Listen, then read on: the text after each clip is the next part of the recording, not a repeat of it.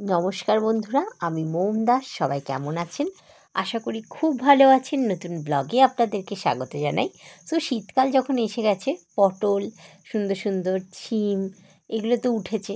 তো এইবার এই কচি কচি ছিমগুলো দিয়ে আমি কিন্তু ছোট্ট ছোট্ট করে পিস কেটে নিচ্ছি, সরু সরু করে আঁশ ছাড়িয়ে নিয়ে ছিমের।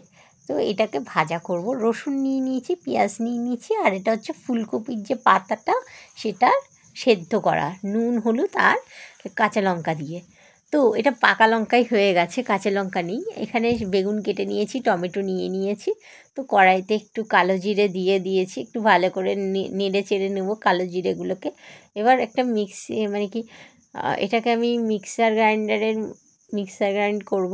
তো একটা মিক্সিং জারের মধ্যে আমি নিয়ে নিচ্ছি হচ্ছে প্রথমে পালং শাকগুলো, দিয়ে দিচ্ছি রসুন, কাঁচা লঙ্কা আর পেঁয়াজ।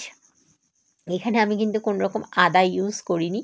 ওই যে দেখে নিন, একটুখানি নেড়ে চেড়ে নিলাম, দেখলাম যে হ্যাঁ প্রায় হয়েই গেছে কালো জিরেটা ভাজা।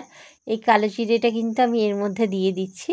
তো এবার এর মধ্যে একটু জল দিয়ে দেবো। জলটা না দিলে জিনিসটা ঠিক থকথকে হবে না। এতে আমি অ্যাড করছি নুন একটুখানি, আর একটু স্বাদ হওয়ার জন্য, আর একটু হলুদ অ্যাড করে দিচ্ছি। আর এখানে যেহেতু কাঁচা লঙ্কা দিয়ে দিয়েছি, আর কিছু অ্যাড করলাম না।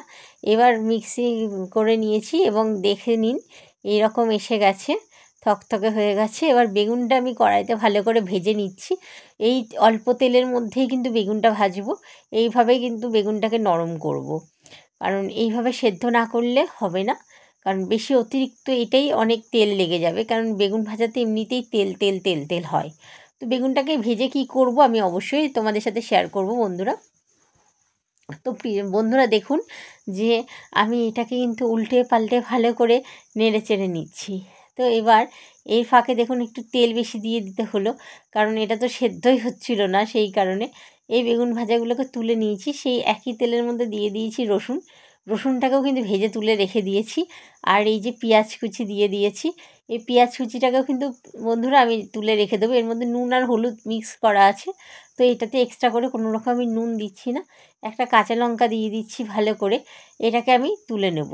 দেখে নিন বন্ধুরা, আমাদের বাড়িতে আজকে ধনেপাতা ছিল না, এই বেগুনটার পাশে রেখে দিয়েছি। এবার এর মধ্যে আমি দিয়ে দিচ্ছি হচ্ছে ছিমের মধ্যে একটু 2-4টে রসুন ছিল, তার আগে ভাজা রসুনে আমি তুলে রেখেছিলাম। ছিমের মধ্যে কিন্তু একটা কাঁচা লঙ্কাই রয়েছে।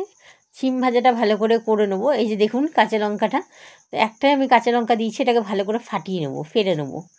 তো বন্ধুরা এই দেখুন শিম ভাজাটা আমাদের হয়ে গেছে। এবার শিম ভাজার মধ্যে দিয়ে দিচ্ছি হচ্ছে টমেটো, আর এখানে দিয়ে দেবো হচ্ছে আমি ওই যে ভেজে রেখেছিলাম রসুন, বলেছিলাম আমি আগে অনেকবার। তো সেই ভেজে রাখা রসুন থেকে অল্প করে রসুনটা দিয়ে দিলাম এর মধ্যে। তো এটাকে ভালো করে নেড়ে ছেড়ে নেবো। টমেটোগুলো একটুখানি একটু সেদ্ধ সেদ্ধ হয়ে যাচ্ছে, তখনই দেখুন আমি এবার এটাকে তুলে নেবো। রসুনগুলো কিন্তু আমি ভালো করে এখানে কিন্তু ভালো করে ভেঙে ভেঙে নিয়েছি চামচ দিয়ে দিয়ে। এবার তুলে নেওয়ার পাড়া দর্শক। তো এই একই তেলের মধ্যে দিয়ে দিচ্ছি হচ্ছে আমি ওই যে বললাম ফুলকপির পাতা ভাজা বাটাটা। 30 টাকা দিয়ে ফুলকপি কিনছি, 4 টাকারই কথা নাকি। এই পাশে দিয়ে দিচ্ছি কিন্তু টমেটো। আগে টমেটোগুলোকে গালাবো, তারপর এই টমেটোগুলোকে গালিয়ে ভালো করে নিয়েছি। আর এইবার বেগুনগুলোকে আমি কি করব, টমেটোগুলো তো কুচিয়ে আমি এগুলোকে ভাজা বেগুনের ভর্তা বানাবো। তো যদি গায়ের যত জোর আছে সেই জোর এখানে কাজে লাগিয়ে দেবেন, খুব বেশি জোর লাগাবেন না। যদি কারোর ওপর অল্প রাগ থাকে সেই রাগটা এর মধ্যে কাজ করাবেন। অল্প রাগ, বেশি রাগ হলে অন্য কাজ করাতে বলবো। ভর্তা করবেন, হামুসে ভর্তা করবেন বেশি রাগ হলে। আর যদি অল্প রাগ হয় তাহলে এইভাবে আস্তে আস্তে করে নরম হাতে হালকা হাতে টিপে টিপে টিপে টিপে মাখবেন।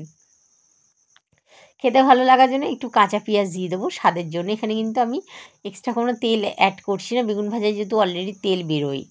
এই দেখুন ফুলকপির যে পাতা বাটাটা, তার মধ্যে আমি দিয়ে দিলাম হচ্ছে একটু কাঁচা পেঁয়াজ দিলে এর ফ্লেভারটা ভালো হয়। একটু সর্ষের তেল আমি ইউজ করব, যেহেতু কাঁচা সর্ষের তেল ইউজ না করলে ভর্তাটা ঠিক জমে না। তো প্রিয় দর্শক, আপনারা দেখতে থাকুন ভিডিওটা, ভালো লাগলে লাইক কমেন্ট শেয়ার করুন। আর আমার পেজের নাম হচ্ছে মৌম দাস, আর আমার ইউটিউব চ্যানেল হচ্ছে মৌম দাস। ওকে বন্ধুরা, টাটা, পরে দেখা হচ্ছে।